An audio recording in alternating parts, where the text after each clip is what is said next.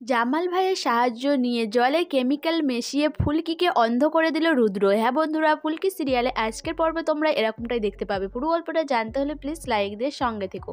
ফুলকি আর রোহিত পান্ডেজির কাছে গিয়ে সমস্ত কথা বলে, আর পান্ডেজির লোকের কাছ থেকে জানতে পারে জামাল ভাই কোথায় আছে। সেটা জানতে পেরে ফুলকি আর রোহিত জামাল ভাইয়ের খোঁজে এসে হাজির হয় ওই বাড়িতে।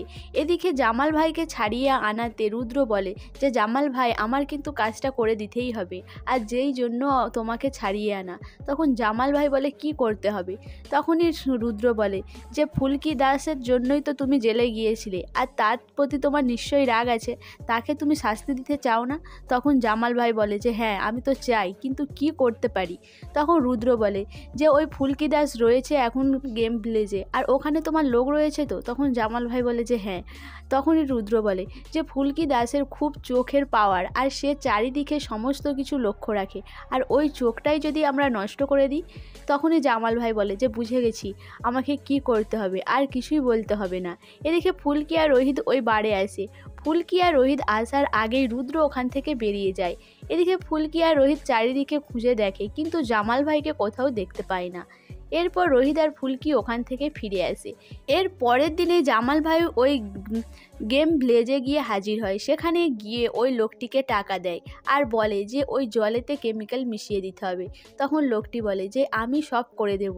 এরপর জামাল ভাই বলে যে বুঝে গেছো তো, চলো আমার সাথে। এরপরে গিয়ে জামাল ভাই আর ওই লোকটি জলের পাইপ বন্ধ করে দিয়ে ওই কেমিক্যালটা ওই পাম্পে লাগিয়ে দেয়। এদিকে ফুলকি সকালে ঘুম থেকে ওঠার পর মুখে চোখে জল নিতে, সে মুখে চোখে জল নেওয়ার আগেই এদিকে শালিনী এসে হাজির হয় ওখানে। রুদ্র ফোন করে শালিনীকে জানিয়ে দেয় যে ফুলকির ব্যবস্থা করা হয়ে গেছে, ওর উপর একটু নজর রাখো, এখনই শুভ খবরটা পেয়ে যাবে। এরপর শালিনী ফুলকির দিকে নজর রাখে। ফুলকি যখনই চোখে মুখে জল নেয়, তারপরেই ফুলকি চিৎকার করতে থাকে, বলে স্যার আমি চোখে দেখতে পাচ্ছি না, আমাকে বাঁচান, আমি যন্ত্রণায় মরে যাচ্ছি। এটা শুনে শালিনী ওখান থেকে সরে পড়ে। এদিকে রোহিত ছুটে আসে।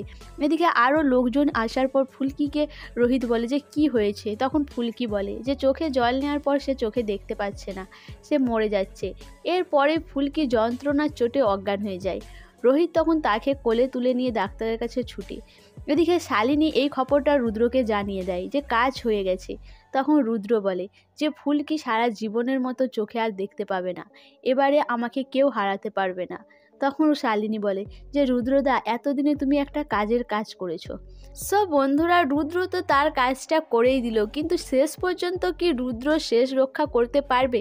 শালিনীর সাথে কি বক্সিং খেলে ফুলকি শেষ পর্যন্ত জিতবে? তো তোমাদের কি মনে হয় অবশ্যই আমাকে কমেন্ট করে জানাবে। আর আমার ভিডিওটা ভালো লাগলে প্লিজ সাবস্ক্রাইব করে দিও, আর ফেসবুক থেকে দেখলে অবশ্যই ফলো করে দিও, আর তার সাথে সাথে একটা লাইক করো আর শেয়ার করে দিও।